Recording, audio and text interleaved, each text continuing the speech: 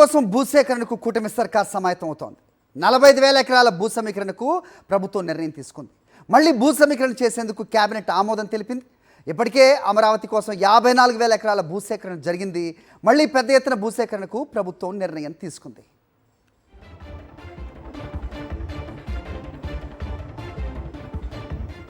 ఇదే అంశంపై అప్డేట్స్ మా కరెస్పాండెంట్ సురేందర్ అడిగి తెలుసుకుందాం. సురేందర్, చెప్పండి, మళ్ళీ భారీ భూసేకరణ అంటున్నారు. ఇప్పటికే అమరావతి కోసం 54,000 ఎకరాల భూములు సేకరించారు.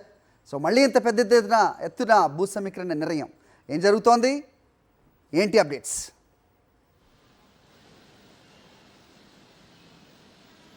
హరి, ఇప్పటికే రాజధాని పేరుతోటి దాదాపు 54,000 ఎకరాల భూ సమీకరణ చేస్తారు. 2015 జనవరిలో నోటిఫికేషన్ ఇచ్చిన తర్వాత కేవలం సంవత్సరం వ్యవధిలోనూ మొత్తం భూసేకరణ అంతా కూడా చేశారు.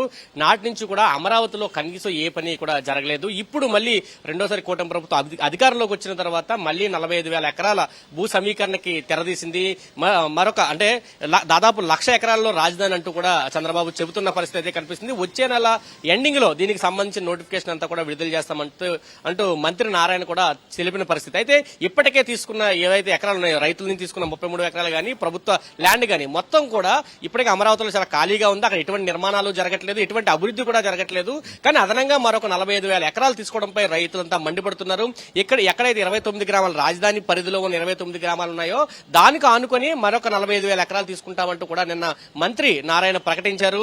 ఇది ఇంటర్నేషనల్ ఎయిర్పోర్ట్, దాదాపు 5,000 ఎకరాల్లో ఇంటర్నేషనల్ ఎయిర్పోర్ట్ కట్టబోతున్నాము. అదేవిధంగా స్మార్ట్ ఇండస్ట్రీకి సంబంధించి 2,500 ఎకరాలు, అదేవిధంగా స్పోర్ట్స్ సిటీకి సంబంధించి 2,500 ఎకరాలు, మొత్తం 10,000 ఎకరాల భూమి కావాలి. ప్రస్తుతం రాజధానిలో ప్రభుత్వం దగ్గర ఎటువంటి భూమి లేదు. కాబట్టి ఇవన్నీ కట్టాలంటే ఖచ్చితంగా 45,000 ఎకరాలు అవసరం అవుతున్నాయి. ఇవన్నీ చర్చించాము. ఇప్పటికే మంత్రులకు గానీ అధికారులకు గానీ సూచనలు ఇవ్వడం జరిగింది. వచ్చే నెల ఎండింగ్ కల్లా దీనికి నోటిఫికేషన్ ఇస్తాము. గతంలో 2015లో రైతులకి ఈ భూములు పూలింగ్లు ఎవరైతే ఇచ్చారో వాళ్ళకి ఎటువంటి నిబంధనలు అయితే ఉన్నాయో అదే నిబంధనలు ఇప్పుడు కూడా అమలు చేస్తామంటూ మంత్రి నారాయణ ప్రకటించారు. అయితే ఇప్పటికే అంటే ఇది దాదాపు ఒక 6 నెలల నుంచి ఇది జరుగుతా ఉంది.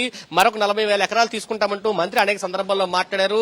అనేక గ్రామాల్లో కూడా సభలు పెట్టారు. ప్రతి చోట రైతులు వ్యతిరేకిస్తా ఉన్నారు. ఇప్పటికే రాజధాని ప్రాంతంలో తీసుకున్న భూమి పరిస్థితి ఏంటి, అక్కడ భూమి తీసుకున్న రైతులకి ఇవ్వాల్సిన ఫ్లాట్లు ఇంకా ఇవ్వలేదు, అక్కడ డెవలప్ చేయలేదు, రోడ్లు లేవు, అసలు పూర్తిగా 10 ఏళ్ల పాటు నిరుపయోగంగా అక్కడ భూములను ఉన్న పరిస్థితి. మళ్లీ భూములు ఇస్తే మా పరిస్థితి ఏంటంటూ రైతులు ఆందోళన చెందుతున్నారు. రైతు సంఘాలు కూడా ఆందోళన చెందుతున్నాయి. ఎందుకంటే దాదాపు 3 రకాల పంటలు పండే భూములన్నీ కూడా నిరుపయోగంగా ఉన్నాయి. కృష్ణానదికి ఆనుకున్న మొత్తం భూములన్నీ కూడా బీడుబారిపోయిన పరిస్థితి కనిపిస్తుంది. కాబట్టి వీళ్ళంతా రైతు సంఘాలు కూడా ఆందోళన వ్యక్తం చేస్తున్నాయి. కేవలం ప్రస్తుతం తీసుకున్న ఏదైతే 55,000 ఎకరాల భూమి ఉందో దానిలోనే రాజధాని నిర్మాణం చేపట్టాలంటూ కూడా కొంతమంది చెప్తున్నారు. అయితే మరొక పక్క ఇంకొక వాదన కూడా అనిపిస్తుంది. పూర్తిగా రాజధాని ప్రాంతాన్ని అంతా కూడా చంద్రబాబు రియల్ ఎస్టేట్ పరంగా మార్చారు. దానికోసం 1,00,000 ఎకరాల భూమిని రియల్ ఎస్టేట్ ఉపయోగించుకోవడం కోసం రాజధాని పేరుతో తీసుకొస్తున్నారంటూ కూడా మరొక పక్క చెబుతున్న పరిస్థితి. ఇప్పటికే రాజధాని ప్రాంత పరిధిలో ఏవైతే రిజిస్టర్ ఆఫీసులు ఉన్నాయో ఆ రిజిస్ట్రేషన్ ఆఫీసుల్లో ఇప్పటికే భూములు కొనుగోళ్లు భారీ స్థాయిలో జరిగాయి. అవి ఎవరెవరు కొన్నారు ఏంటనే వివరాలు కూడా ఎవరికి బయటికి వద్దంటూ అక్కడ ఉన్న సబ్ రిజిస్టర్కి ఇప్పటికీ ఆదేశాలు అందాయి అనేది కూడా ఒక వార్తలు అందుతున్న పరిస్థితి కనిపిస్తుంది. అంటే పూర్తిగా రాజధాని ప్రాంతంలో అమరావతి నిర్మాణం పేరుతో, అంతర్జాతీయ స్థాయిలో ఉన్న నిర్మాణం పేరుతో భారీ భూ సమీకరణకైతే తెరరేపిన పరిస్థితి కనిపిస్తుంది. అమరావతికి కొంచెం దూరంలోనే గన్నవరంలో ఇంటర్నేషనల్ ఎయిర్పోర్ట్ ఉంది. ఇప్పటికే ఇంటర్నేషనల్ ఎయిర్పోర్ట్ కే రన్నింగ్ లేని పరిస్థితి, ట్రాఫిక్ లేదు, ఎయిర్ ట్రాఫిక్ లేదని చెప్తున్న పరిస్థితి కూడా కనిపిస్తుంది. అయితే ఆ పక్కనే ఉన్న అమరావతిలో మళ్ళీ 5,000 ఎకరాలతో ఇంటర్నేషనల్ ఎయిర్పోర్ట్ అవసరమా అంటూ కూడా ప్రశ్నలు వినిపిస్తున్న పరిస్థితి కూడా కనిపిస్తుంది. దీని మీద రైతు సంఘాలన్నీ కూడా ఇప్పటికే ఆందోళన వ్యక్తం చేస్తున్న పరిస్థితి అయితే కనిపిస్తుందని చెప్పాలి. హరి.